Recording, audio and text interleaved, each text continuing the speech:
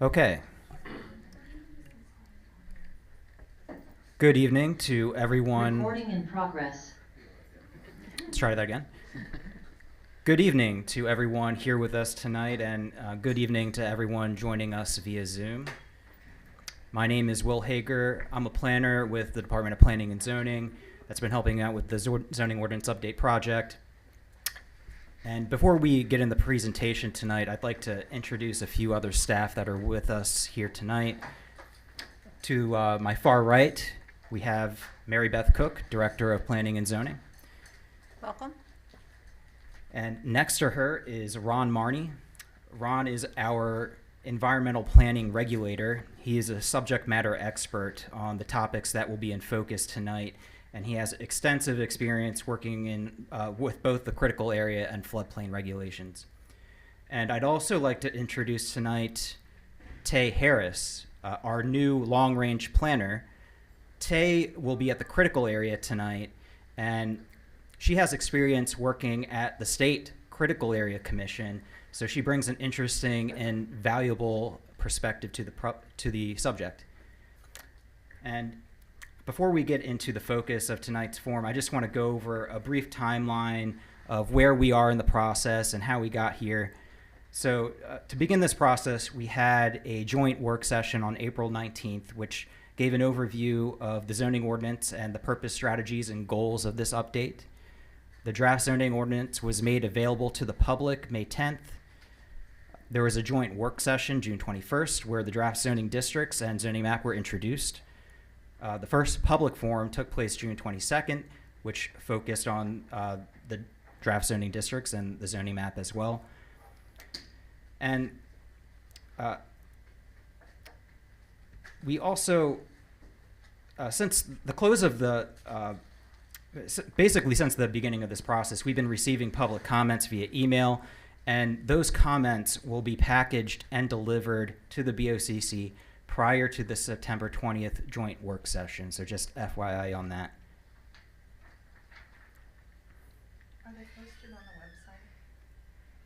website? So I don't think the individual comments have been when they're packaged and given. I think we're going to be posting them with the agenda. I think that's... Yeah, that's typically when we do it. Yes. But I also have a comment on that in a minute. Since the first public forum, planning and zoning staff have met with a number of representatives from several organizations as well as with individual citizens to discuss the proposed changes to the zoning update, and we'll continue meeting with groups and individuals throughout this process when requested. Questions and comments from the public, both via email and from staff taking notes at the first public forum, were compiled and used to create a frequently asked questions section that we've added to the zoning ordinance update website. The FAQ section will continue to be updated throughout this process, and if you haven't done so, you might want to take a look to see if any questions you might have already been answered there. We've also created a video tutorial that demonstrates how to navigate the zoning ordinance update website and the draft zoning map, which is live tonight on the county YouTube and will be embedded to the zoning ordinance update website soon. And so the focus of tonight's forum is draft articles 22, 23, and 24, critical area, marine and water dependent facilities, and floodplain. And for this presentation, we're going to begin with the critical area.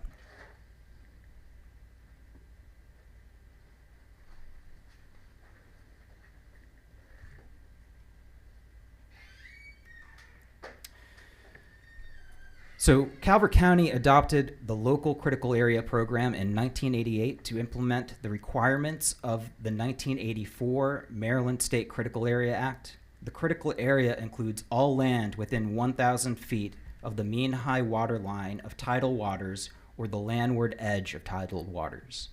A statewide critical area commission was created to oversee the development and implementation of local critical area programs. And our environmental planning staff work closely with the Critical Area Commission when revising this article, as any substantive revisions require the approval of the State Critical Area Commission. The critical area protects natural resources by reducing runoff, pollution, and associated impacts. and there are requirements for vegetation and impervious lot coverage and restrictions on development in identified habitat protection areas. The requirements for vegetation include that there must not be any net loss of forest within the critical area, and a minimum amount of vegetation cover is required, typically about 15% for each lot or parcel.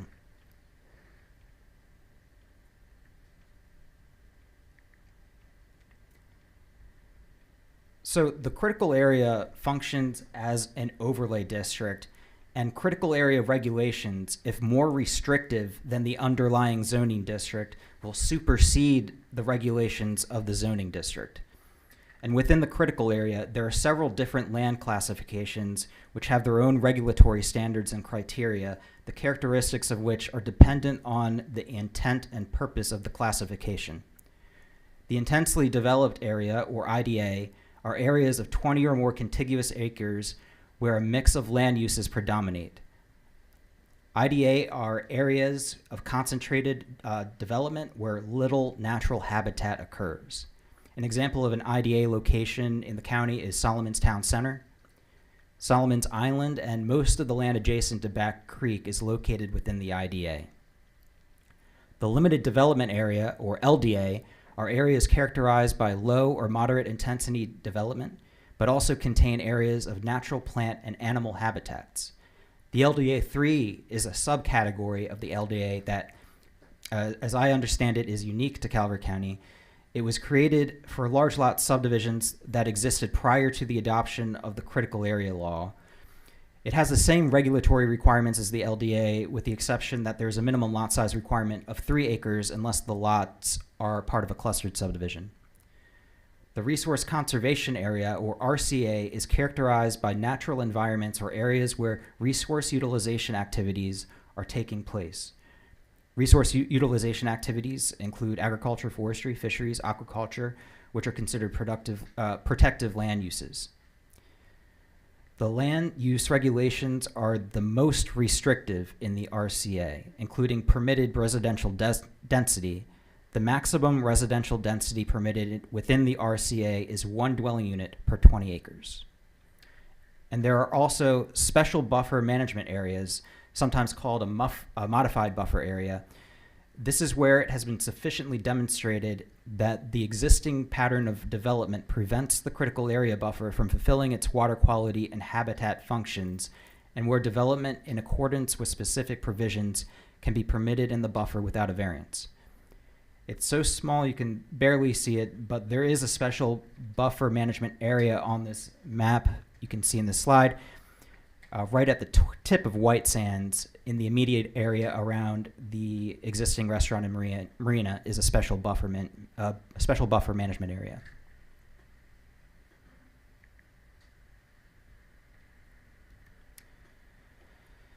So, probably the most significant habitat protection area within the critical area is the critical area buffer.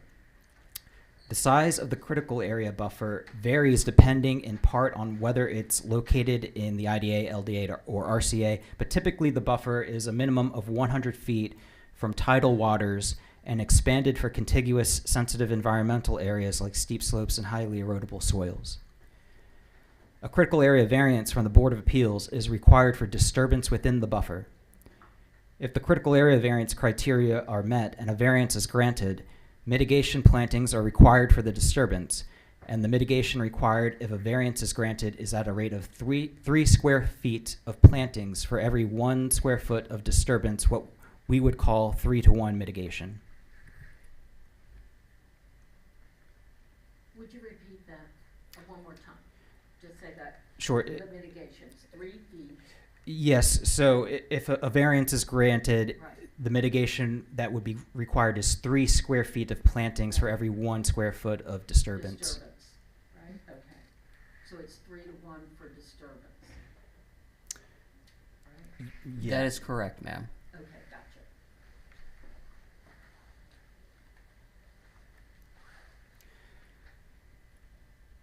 So, Section 22-6D3 in the critical area article includes some of the proposed changes to the critical area regulations in this draft, It was developed by environmental planning staff in consultation with the State Critical Area Commission. And what this section allows for is for the department to not require a variance from the Board of Appeals for a number of activities in the critical area buffer, and instead process the variance request administratively. And the type of activities this would apply to include, excuse me. Sorry about that, thought I hit that slide button. So I'll repeat myself. So the types of activities that this would apply to include a new development or redevelopment activity associated with a water-dependent facility, slope stabilization activities, and septic systems on a lot created before December 13th, 1988. These are projects that require expertise from engineering, the Soil Conservation District, and Planning and Zoning rather than a lay board's approval. And a variance from the Board of Appeals requires 3-to-1 mitigation. These projects would require 2-to-1 mitigation, or in the case of septic systems, 1-to-1 mitigation if clearing is required. So these projects would be less expensive and the process less time consuming for the property owner. And it also allows the department to respond more expeditiously to slides and other emergency situations.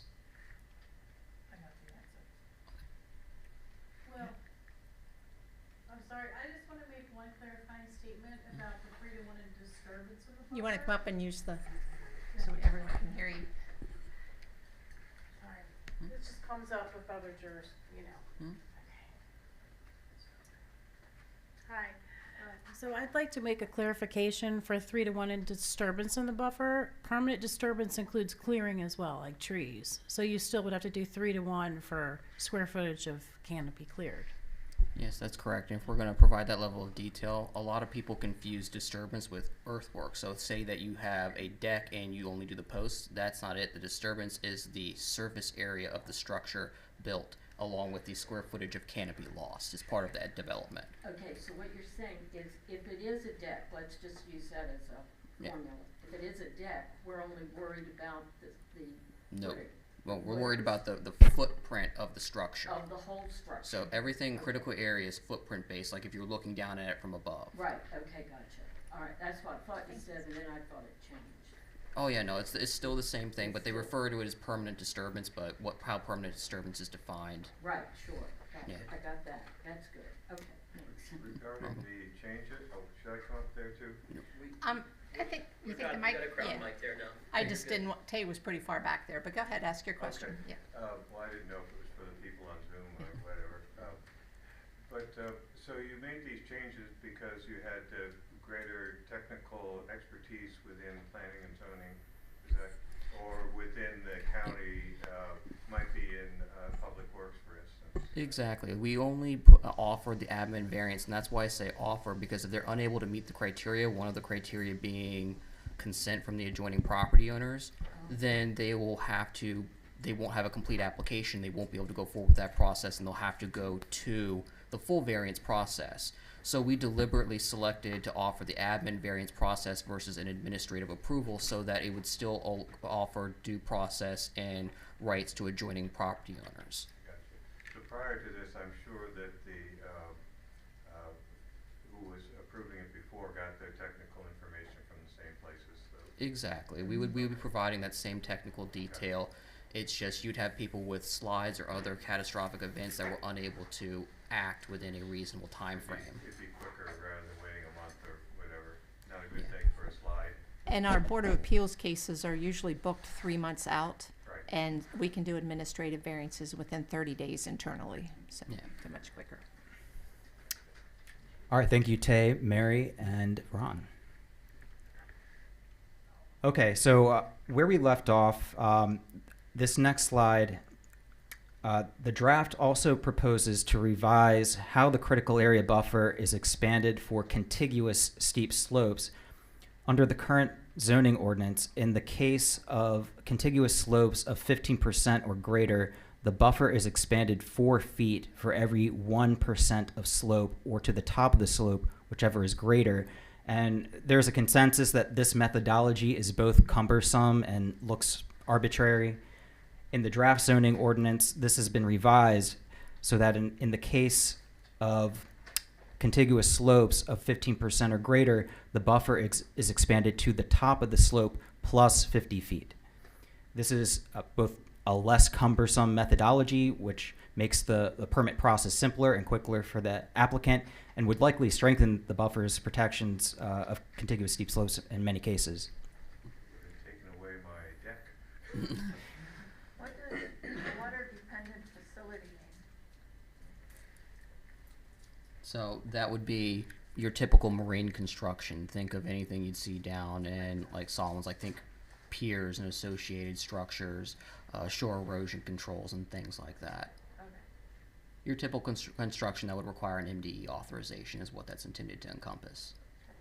Quick question, where do you consider these slopes to have terminated? Because most slopes go like this and then they kind of go, I don't know, 25%.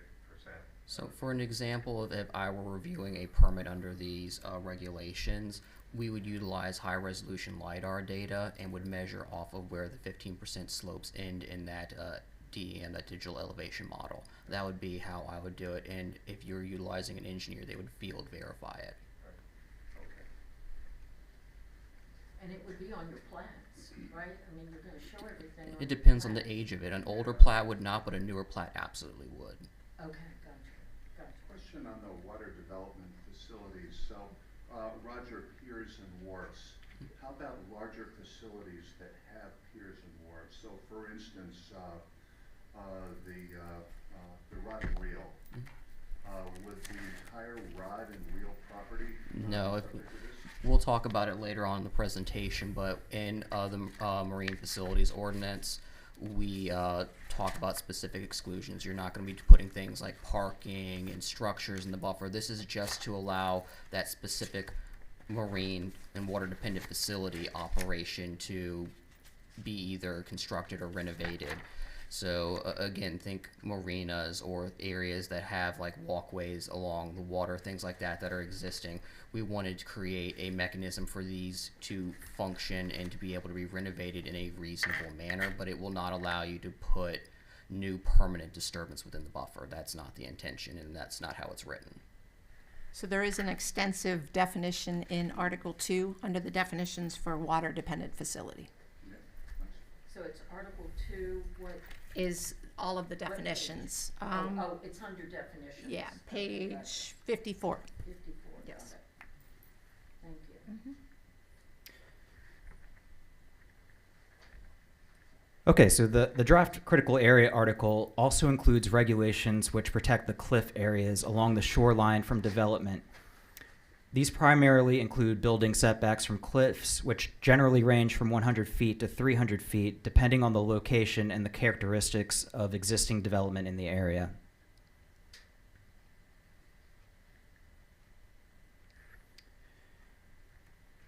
And a section that's new to the zoning ordinance and included in this draft addresses criteria and conditions for the development of solar energy generating systems in the critical area. This section comes directly from recent revisions to state critical area regulations.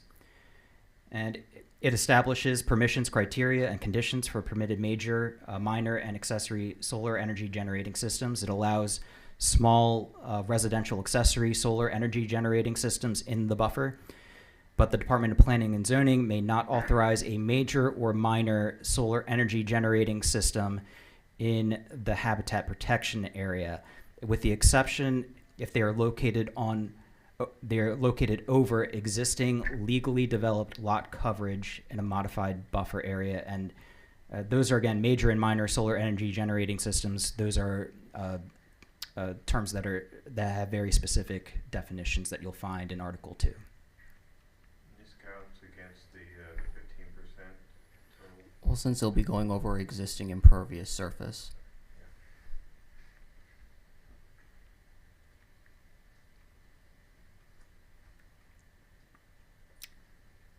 The next article we'll cover is Draft Article 23, Marine and Water Dependent Facilities. And as you have maybe already detected, that there's a lot of overlap with the critical area and this article for obvious reasons. For marine and water dependent facilities and the Maryland Department of Environment has approval authority on projects like shore erosion protection works that occur within the waters of Maryland. But draft Article 23, it includes the location of established harbor lines and shorelines, permitted and prohibited waterfront uses and conditions. It defines and regulates the usable water area. It includes conditions for private piers, community piers, commercial piers, and marinas.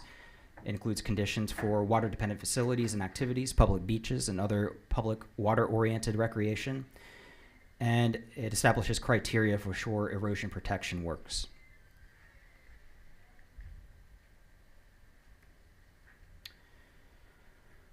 One revision we made to this article was adding an exception to the requirement that a private pier be located on a property as an accessory structure to a single-family dwelling. The exception allows for a private pier to be built on an undeveloped property if it's in contiguous ownership with a property that has a single-family dwelling but lacks a riparian right. Question. The reason for this, I understand you've got a house and you're putting adjacent. My only question is, for instance, a waterman who is able somehow to purchase a piece of waterfront property and just wants to establish a pier there where they can take their boat in and, tie up their boat and load and unload and so forth. So that's not going to be permitted? Well, this is specifically talking about private piers. If you're talking about a This would be commercial, private pier of your own. well, private piers and commercial piers and marinas are all defined differently. So this would be a commercial operation and would most likely fall under a commercial pier. If you're talking about a private pier, then no, it would not fall under the exemption because the exemption is not use specific. It is specific to people who own adjoining properties but lack a riparian right. Okay, so waterman, a working commercial fisherman, then has to be in a commercial zone. Is that what I'm understanding? Yeah, you would need to utilize a commercial pier, not that we're policing the use of the piers necessarily, like if you owned a private pier, but you're not going to get a special authorization under this current draft to have a pier built on an undeveloped property if you do not meet the exemption. The current ordinance doesn't allow it for anyone. Now, if we have a place where somebody has a pier and we're working with them using that pier just for our stuff, so, I mean, that's my question, I guess. I just want to make sure we're not eliminating. Yeah, no, you could What allows still people to do have that. piers? One of the things that we took out, if you don't mind me Go ahead. the current ordinance talks about the sharing of piers. The Right. county does not intend to police that. Like that's just cumbersome and unrealistic. That language is being removed. I mean, all we care about is the number of slips, and if you're abiding by that based off of the pier type, we're not going to be going. Obviously, if you all have an issue of trespass, you can go to the sheriff's office. But planning and zoning is not going to get into that. We're going to take that language out and let you do your thing. That's what I wanted to find is not just that we're not going to pursue it, but that it's not going to be there to be pursued. Yeah, that language that was in regarding sharing of piers is proposed to be removed. And this regulation comes in line with our existing regulations for accessory structures. So a pier is an accessory structure, and you are allowed to, say, build a garage on an adjacent property that you own, but piers are not included in that. So this will expand that so that if you own two properties and you don't have a riparian right, you can build a pier on the adjacent property. Thank you. Okay, so one more example of a revision to this section. It addresses non-water dependent facilities that are associated with a water dependent facility or activity. I think Ron touched on this a minute ago. So this revision strengthens the regulation by removing the statement insofar as possible from the beginning of the sentence, so that non-water dependent facilities like parking, etc., are required to be located outside of the critical area buffer. And there are also a number of relatively minor revisions made to this article, including some based off of recent revisions made to the Code of Maryland Regulations, many of which aren't necessarily policy changes per se, but revisions made for clarification purposes. If you'd like more details on the specifics on those revisions and other revisions that we just don't have the time to cover in this presentation, please see the document which compares draft articles 22 through 24 with the current zoning ordinance. and that's available on the Zoning Ordinance Update website.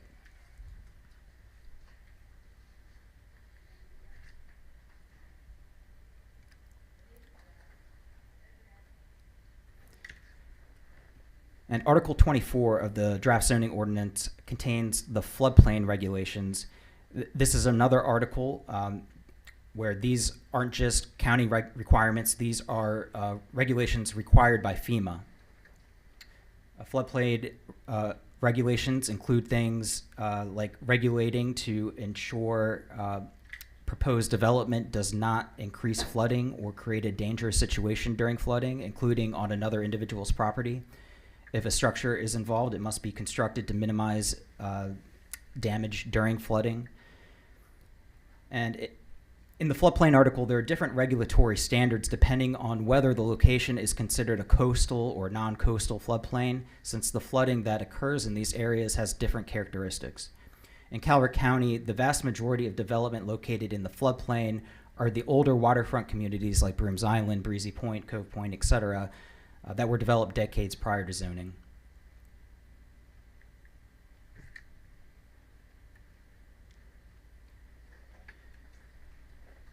So when government agencies use the term floodplain, what they're typically referring to is what's known as the regulated floodplain. These are areas with at least 1% annual chance of flooding and are subject to federal, state, and county regulations. It's also sometimes called the 100-year floodplain or special flood hazard areas. These all essentially mean the same thing. So as an example, what we're looking at here is the regulated floodplain in Long Beach. In these maps, FEMA delineates special flood hazard areas and base flood elevations.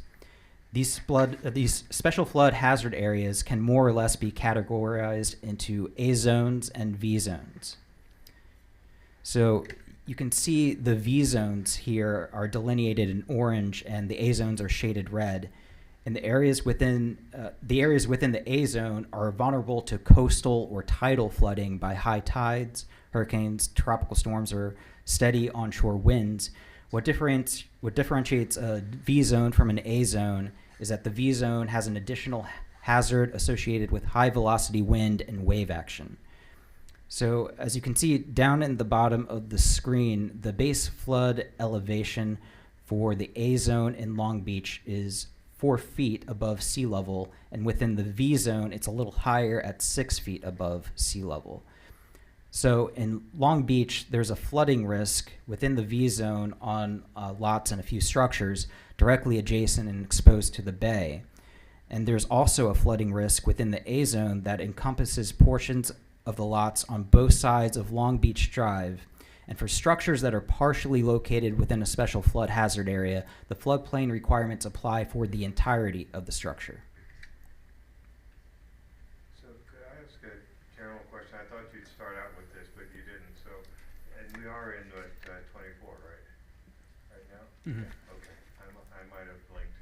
Sorry about that. But, you know, when I think of floodplains, you know, I think of the more ecological definition, but this is more the legalistic definition for, you know, people not getting washed away, so to speak, and all that sort of thing. But in there, you do mention, you know, the conveyance functions of floodplains, which I'm thinking is maybe a real floodplain as opposed to a legal one. And also, you want to minimize the development of natural and the beneficial functions of floodplains. Again, more the natural definition. And prevent usages that are hazardous or environmentally incompatible. That's about the only place where it talks about, you know, protecting floodplains themselves, which of course you mentioned the environmental function of them, but there's, as near as I could tell, and I read through it, took a few hours, there's nothing there that talks about actually protecting the floodplains themselves, and I can offer you a definition for an example. Yep. I was wandering around College Station. We were getting ready to do a new sample place that Prince Frederick does every year.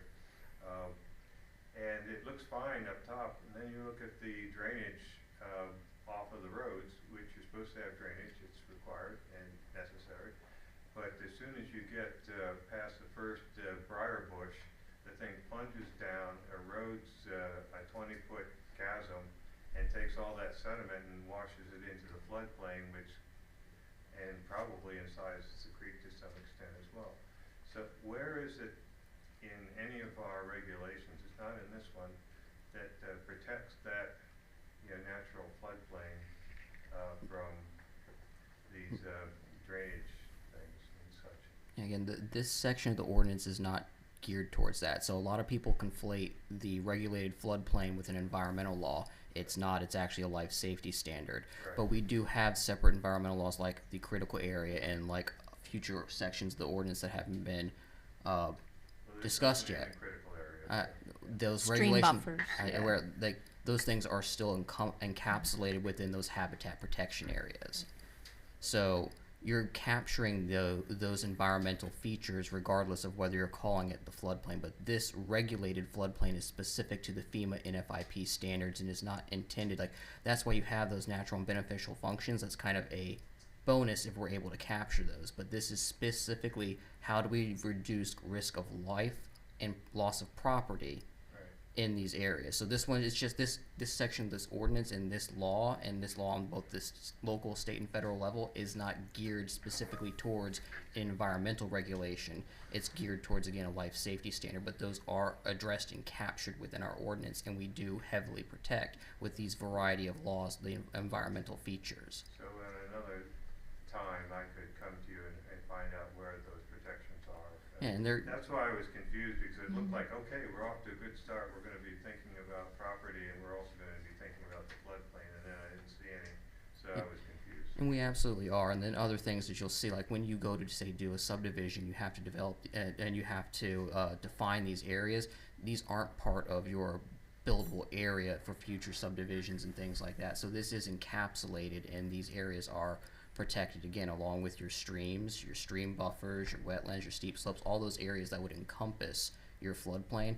That's why they overlap so heavily with these other defined areas within our ordinance. So the drainage off of, say, a storm drain off of a road is not covered anywhere in this ordinance then? Other than it has to be there and has to do its job of, clearing the water off the street. Well, I mean, that type of regulation wouldn't be part of the zoning ordinance at all. You're now talking about public works in terms of their ordinance, stormwater. Okay. I'd like to also add, is that at the state, we're seeing a coastal resilient, when I was working at the state, let me go up to the microphone. Because these situations are being addressed, but, there is like a lag time with regulations that address this specific problem, because when you see erosion and a disconnect from the floodplain, it's because stormwater has scoured into that floodplain, and then the water can't, the floodplain can't function. You have size for being disconnected from your floodplain. So there has been a big push in the past few years for localities to submit what they call coastal resiliency applications for coastal resiliency oriented grants. And there are projects that are in the works, or being proposed, or that are seeking funding to reconnect to the floodplain. Here in Calvert. Not in Calvert that I know of, but I'm thinking You're about to see one. Annapolis, Oxford, over on the eastern shore. Bacon Ridge. Yeah, I mean, they're really, No, I'm quite familiar, and So hold on to your hats, because you're about to see the first one in Calvert soon. Yeah. And you also have to understand. I'm gonna tell you tonight. Yeah.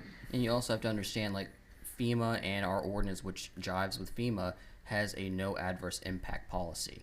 So that is baked into these regulations in terms of how they are addressed. So let's say you are constructing something on your property and you're in a coastal A zone. Well, one of the things that's required now and will continue to be required is a study by an engineer that will show no harmful diversion of floodwaters and things like that. And that's including the features that you're talking about, where you're basically not allowed to erode out your neighbor. You're not allowed. I can tell you, but we haven't done a great job at that. Well, I mean, if the engineer certifies it, I'm not able to. Sorry. Well, I We think, haven't done a great job regardless of who did what. and I do think stormwater, capturing the storm, that contributes to the problem. and with increased rainfall. Right, with increased rainfall over the years. And so I know also at the state, they're looking to address these issues, but it's across multi-departments, and so it's hard. I should probably get in touch with you as well. You're new, right? And I can direct you towards the state as well, because it sounds like you might be a good resource. Right. My name's Bob Estes, by the way, and you are Tay? Tay Harris. Okay. Thank you.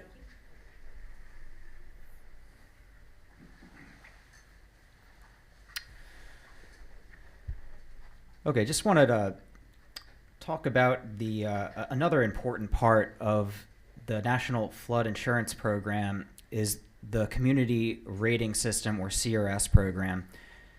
The CRS program is a voluntary incentive program that rewards participating communities by giving discounts to residents and businesses on their flood insurance premiums.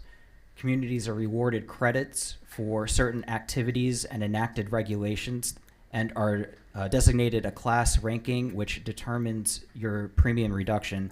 Calvert County is currently a Class 8, which allows for a 10% reduction in flood insurance premiums. And just as an FYI, as Ron has informed me recently, CRS discount is now applicable to anyone who gets an NFIP policy effective of April of this year. Previously, the structure had to be located within a special flood hazard area to receive the discount, so that's a new policy, just an FYI on that one.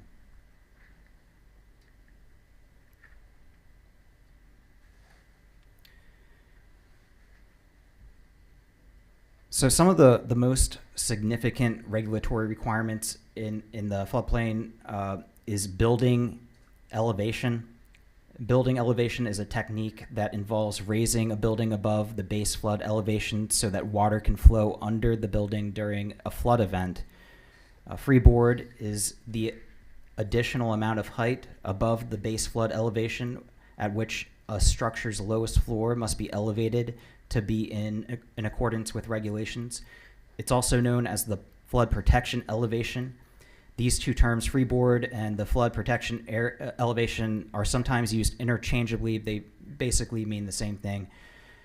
In Calvert County, freeboard is 2 feet above base flood elevation under the current ordinance. I believe that was an amendment in 2011, raising it from 1 foot.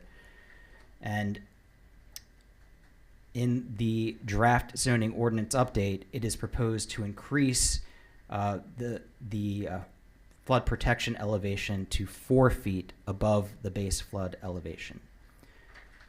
The floodplain regulations also require electric and mechanical systems to be located above freeboard, and one of the proposed changes in the draft regulations includes requiring the surface of subdivision access roads in the floodplain to be at the flood protection elevation as opposed to the base flood elevation. According to FEMA's cost-benefit comparison, incorporating freeboard into a new building construction can range from about 0.25% to 1.5% of the total construction costs for each foot of freeboard. However, the property owner will pay lower flood insurance premiums and reduce the risk of sustaining flood damages in the long term. The amount of money saved on flood insurance premiums usually pays for the cost of elevating after about 4 or 5 years. Sometimes you'll see property owners elevating even higher than freeboard. So in the areas within the floodplain are often located within the critical area as well. And within the critical area, there are impervious surface lot coverage restrictions. So if you elevate high enough to fit your vehicle underneath the house, you don't need a garage. You create less impervious surface. So that's an advantage to the property owner as well.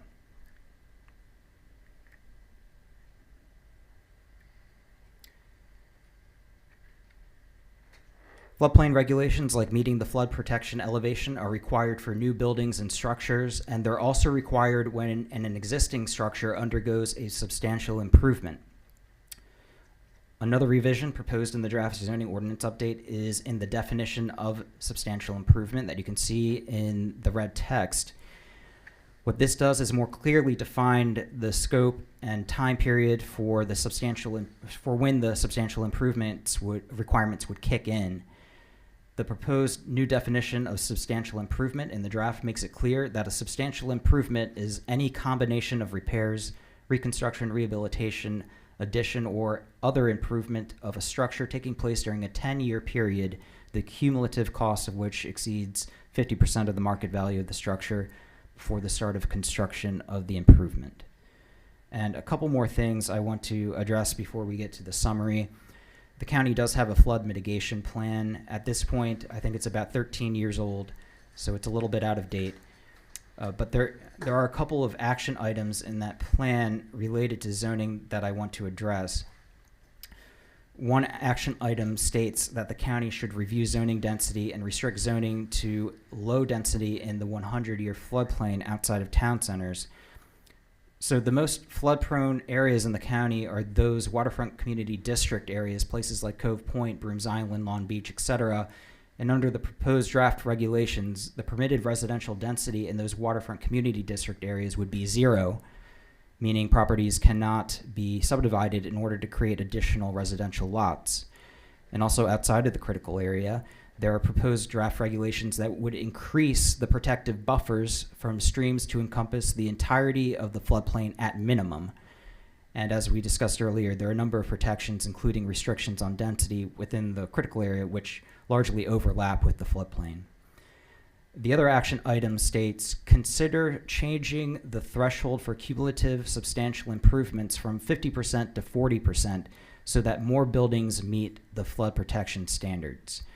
This is something that our environmental planners initially pursued and wanted to include in the draft zoning ordinance, but after discussions with FEMA, it became evident that FEMA did not see eye to eye with our environmental planning staff on that one, including that the county would not receive CRS credit if that regulation were revised, and so the decision was made not to pursue that particular revision with this update.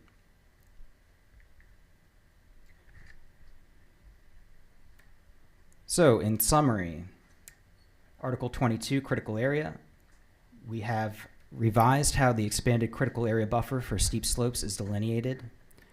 Some disturbances of the critical area buffer are proposed to require administrative variance approval instead of having to go through the Board of Appeals variance process. Article 23, revised to clarify that private piers are allowed on undeveloped properties with a riparian right that are contiguous with the property lacking a riparian right that has a dwelling. Article 24, we revised the definition of substantial improvement and the flood protection elevation proposed to be raised from 2 feet to 4 feet. Let me just ask this one question, if you don't mind. When you have the, go to the appeals board, okay? They go by what's in the zoning ordinance, correct? They don't minimize something or extend it out, correct, in what they're doing. You're just getting them in there earlier. So yeah, when you go to the full-on Board of Appeals, you're still applying the law. The Board of Appeals has a specific set of criteria and a specific set of things that they're able to grant a variance for. So they can't say grant a variance to allow a use that's not allowed, but they can give you a variance to construct within the critical area buffer as long as you meet criteria, and those criteria are not ours, they are enumerated in COMAR. Okay, so they're the state. Yes, It's the exactly. state. Okay, Yeah, gotcha. and the items that were proposed is the admin variance. It'll be done the same way. They still have to meet. Come on. Yeah, basically, like that's why it's limited in terms of what we are allowing or proposing to offer that admin variance process for. Those were discussed with and agreed on with state staff in advance because you can't just do carte blanche offering that. But for things that they felt were common sense and that we enumerated and discussed very well, they agreed to. So that's why it's a limited number of things. And again, we're still respecting adjoining property owners' rights by saying you go through the admin variance process, because if you have an adjoining neighbor that is disputing it, well, you can no longer go through that process. Then you have to go to the Board of Appeals for a proper public hearing. For them to litigate it or to reason it out. So when you say adjoining property owners, you're talking about to the left, the right, north, and south. Correct. You have to touch in some way, shape, Yeah, or form, right. or be directly across the street. Right, okay, gotcha. Thank you. Couple of more questions, maybe? Do we have time? Yeah, let's wrap up this and then we'll get to questions. Well, yeah, that is the wrap up. Okay. We've done the summary. So right now, I think what we'd eventually like for folks to do is make their way to the tables where we have planning and zoning staff, where they can go over in a little bit more depth any questions or concerns that you might have. If you do have some general but- questions, yes, though, go yeah, ahead. we can address those now and then break out into, I think I'm starting to understand the two different kinds of floodplains, but, because part of your administrative thing says that the administrator interprets floodplain boundaries. But in some of the earlier discussions we've had on, this is, this type of zone for building houses and everything, we were counting the floodplains in terms of the total acreage, shall we say, and say a 30-acre plot. And part of the reason was because it can be difficult or expensive to figure out where the floodplain is and what size it is. But that's more of a ecological floodplain as opposed to this mapped FEMA other floodplain, Yes. right? They're really not related at all. Yeah. Two different Again, things. one's what you would refer to as the regulated floodplain, Right. and the other, like you're correct, there's an ecological floodplain, and we address them differently and in different sections of the ordinance. So when we have our environmental regulations, that's where you'll find those types of goals and aims, whereas this one's specific to the FEMA requirements and what the federal government demands of our jurisdiction. Right, it's just an unfortunate use of the same term for a different thing. Well, environmental, so we've already got an environmental in the comp plan, right? So we're going to be amending the environmental? No, what we're doing is you have the comp plan, Right. and that's your guidance document. Your Yes. zoning ordinance is how it's implemented. So Right. we have specific sections of the ordinance that deal with your environmental features, like the critical area, which it enumerates habitat protection areas. We have a similar section for outside of the critical area that enumerates these protected features, such as the floodplain and streams, wetlands, all those good And things. they will be encapsulated in the zoning ordinance? Yes, ma'am. Okay, I got it, thank you. In terms of rainfall modeling and such, as we all know, we're hopelessly behind right now in the way we design things. Is that something you're working with planning and Public Works with to try to get that resolved? So their stormwater management criteria is based on rainfall. I'm not aware of any of our regulations that are based on They rainfall. are not, but we are, as part of our flood mitigation plan update, we are doing more advanced modeling because it's dated. It was initially supposed to be a minor update that got bumped. We now have the funding and are in the process of working on with a contractor to do really nice modeling and to do a really good update on the flood mitigation plan to address all of that. Fairly familiar with that. But, so you all are involved in kind of like, come on, let's get this going sort of a thing. 'Cause, for instance, the 10-year storm happens every 2 years here in Calvert County, according to 17, 18-year-old data that I have. So Yeah. obviously, So, we're creating mistakes and problems for ourselves by using that. yeah, so as part of that flood mitigation plan update, that's countywide, you're going to see some nice updated numbers that'll be done to a nice, really high standard. Go back to working in my shop. And then those would have to be adopted into the stormwater management regulations. Yes. Yes. But that could be done roughly anytime they're ready. Yes. Through a What's your process. estimate for how soon we'll see the draft of that flood mitigation plan?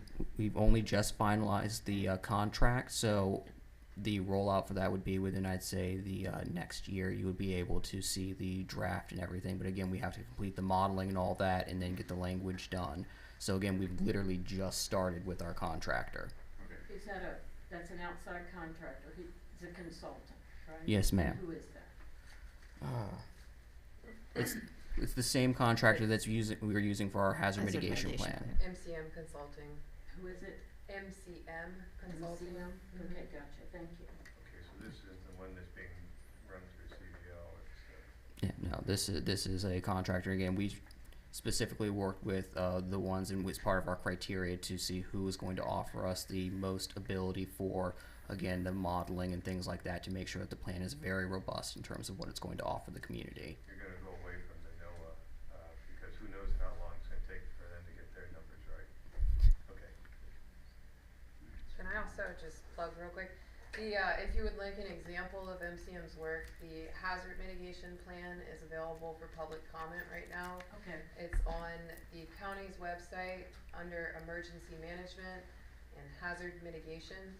Okay. It's, the public comment period technically ends tomorrow, but if you guys do review it and have comments and send them before the end of the week, I see them on Monday. So I'll it's see them on Monday and it'd it's be under fine. Emergency management. Okay, management, got it. But the draft, the updated draft that they put together is up there. They're a contractor based out of Pennsylvania. The way they do hazard mitigation planning in Pennsylvania is a little bit different. It's very structured. I think it's one of the best in our region. So, yeah. Got it. Thanks. Thank you. And then go to tables. Yes, Yeah, I if think there's no general questions, It sounds yeah, like feel this free. is a good time to disperse and have more in-depth conversations with staff as you please. Thank you. Thank you.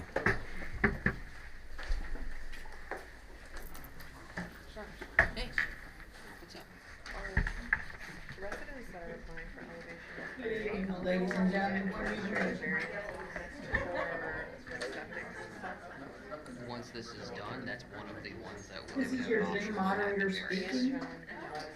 If anyone would like to speak or has questions, I ask that you please raise your hand. In turn, I will And that's call why on we're you doing by this name specifically so we because of can projects like that, because we want to make hear sure what you have to ask. that's one of our goals. Finally got it approved, but it's supposed to be well over a year. So in the future, It'll be easier. our elevation is good. Be a lot easier. That was one of the main reasons why I included that, is specifically because of our shared experiences with those cause. Yeah, we're shooting at something, but hopefully not anymore. So definitely, it would, knock on wood, much easier. You know, a little less pressure on this one, I think. But I better help Jay. Yeah, I think So,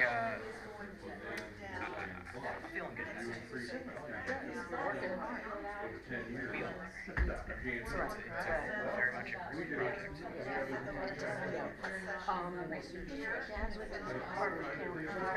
That's interesting. He worked there. One of them, Long time ago. ham radio from the 80s, the Calvert Radio Association. Harriet E. He went through. But yeah, he worked. Well, I don't think he really worked here. He worked in the planning department. Yes, I knew he did. You told me that. Right. I thought maybe he lived in it. My cousin's lived there, and it just got passed. Yeah, we have some family ties. Like my dad was a big genealogy nerd, so he could probably tell you more details than I could. But basically, my mom's side of the family, which is the side that's native to Maryland, came to the US. Okay. But well, really, Germany, Michigan. Dad was in the Navy, ended up on the West Coast, and then he came back. This was very informative. And went into the Army and fell in love with it. No, absolutely not. So my mom's side of the family, they were Harvard County people. Sometime, I guess, in the 1800s, they migrated down. So my grandfather, his acquisition site is Harvard. Yeah. Well, I found it absolutely stunning. Tell your dad that Oh it's yeah, still and, very Ron actually worked in Hartford, so probably very much be in agreement. And we actually modeled some of what Ron was referring to, the environmental protections outside of critical areas, how the natural resources are, and we modeled some of how we would regulate space of how we were in Hartford. They've been incredible. And that was part of Ron's background coming into the results. We're making a good team.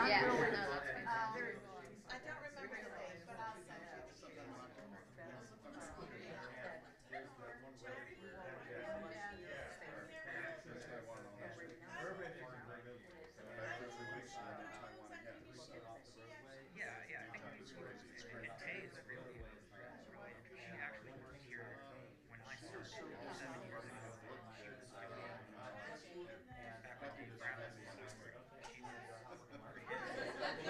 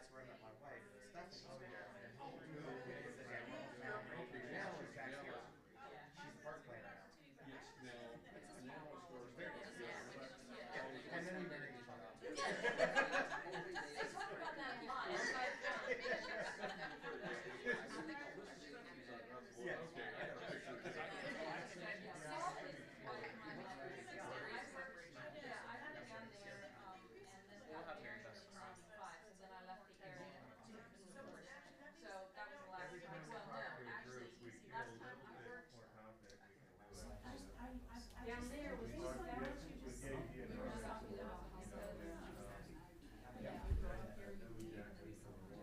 Yes, exactly. Another state. So, do you wanna come back on and say?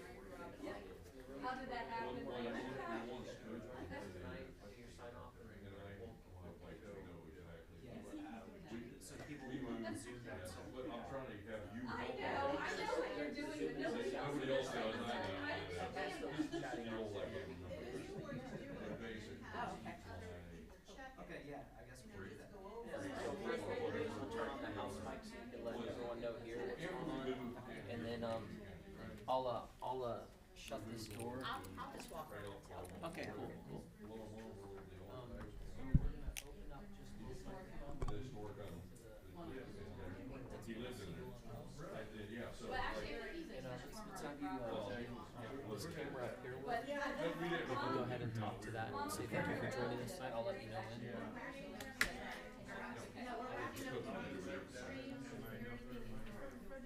Oh, okay. so yeah, anyway, it just turned out that. Thank you, by the way. From a long time ago that actually lived in Little Marlboro. Just miles away. Okay, Yes, so I have a question. Given that there are so few people there, can we listen in to let me see if I can get them to bring the room audio back so you can listen. I'm not sure that it will be audible. Okay, thank you. Yeah, I'm told that because they're individual tables, that with all the room noise, you wouldn't be able to discern what an individual might be asking or being answered. I'm sorry. Okay, well, thanks for checking. Yes, ma'am, I apologize. And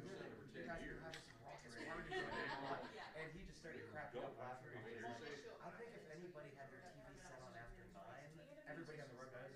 I believe that made the room sound available. If you can get something out of that, your hearing is better than mine, I would say. And I'm not gonna have a problem with that because that's approved the property of 50% in 1 year. Oh, wow, so it wasn't That's the cost of the property. You're going down to the property. Okay, well, that's what I was looking at, because the way that was worded, it's. Well, I understand that, it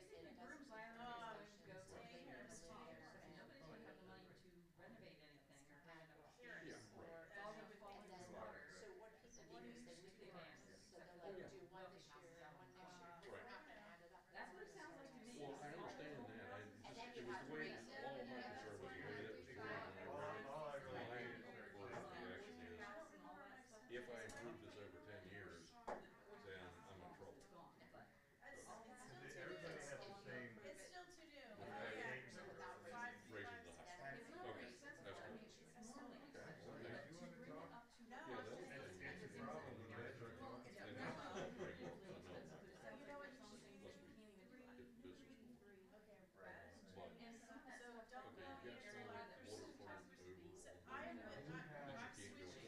that's good.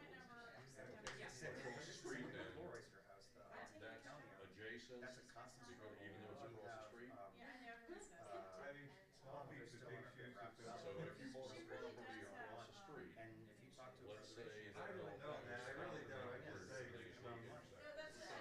we're hoping to wait 50 years. Or you buy the lot, put a little Because, so it you know, meets your standards. the old saying, it's not Okay, going to creek then rise. across the street, basically, And exactly what you said is, I was out there doing some you monitoring could put for some a pier there, there, backed, and it's just nothing. so long as it wasn't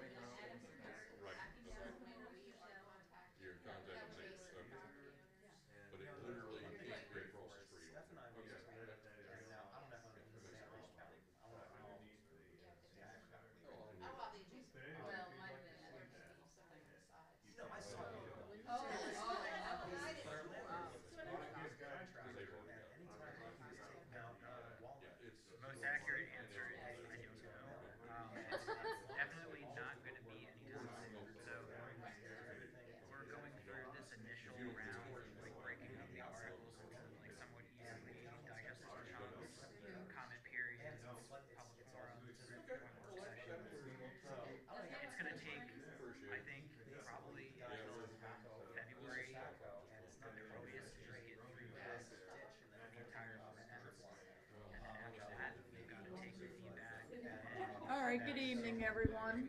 It looks like things are wrapping up here on site in the room. They're gonna get ready. If you have any last questions or comments, I'd be glad to give you the opportunity to voice them. So let's. Otherwise, we're gonna wrap it up.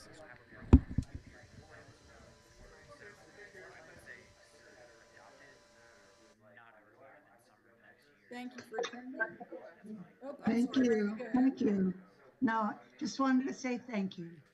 Yes, ma'am. Thank you all for attending, and keep in mind, the next public comment period will. What happened with, FEMA, the substantial improvements?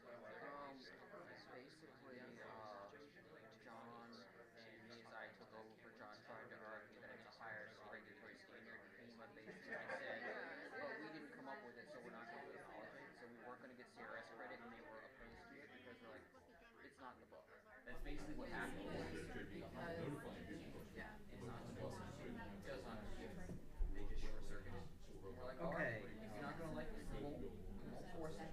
Hey, Ron, can I get you to step over here? We're gonna have them sign off for the YouTube stream.